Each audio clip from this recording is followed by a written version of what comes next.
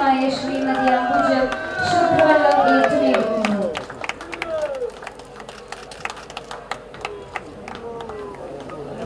ശുദ്ധജല വിതരണ പദ്ധതിയുടെ ഭാഗമായി ശുദ്ധജലം ഏറ്റുവാങ്ങുന്ന ചടങ്ങാണ് ഇവിടെ നടക്കുന്നത്.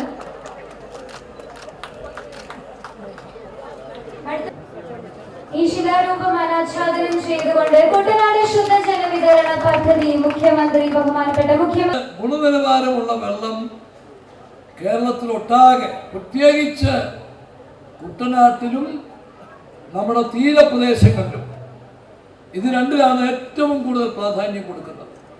കുട്ടനാടും നമ്മുടെ തീരപ്രദേശങ്ങളിലും ഗുണനിലവാരമുള്ള വെള്ളം കൊടുക്കുന്നതിന് വേണ്ടിയിട്ടുള്ള പ്രവർത്തനങ്ങൾക്ക് പ്രയോറിറ്റി കൊടുക്കും. അപ്പം ഇന്നിപ്പം 10 കോടി രൂപയുടെ പദ്ധതി ഉദ്ഘാടനം ചെയ്തിരിക്കുന്നു. 70 കോടി രൂപ കൂടി അഡീഷണലായിട്ട് ഇവിടത്തേക്ക് അനുവദിച്ചിരിക്കുന്നു.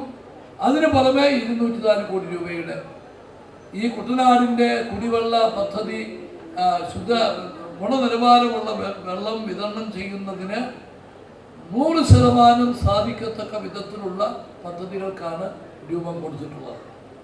അപ്പർ കുട്ടനാടിനെ സംബന്ധിച്ചിടത്തോളം നെടുമ്പുറം, നിരണം, കടപ്ര, പെരിങ്ങര ഈ 4 പഞ്ചായത്തുകൾക്ക് വേണ്ടി 27 കോടി രൂപയുടെ അനുമതി 1ാം ഘട്ടത്തിന് നൽകിയിരിക്കുക.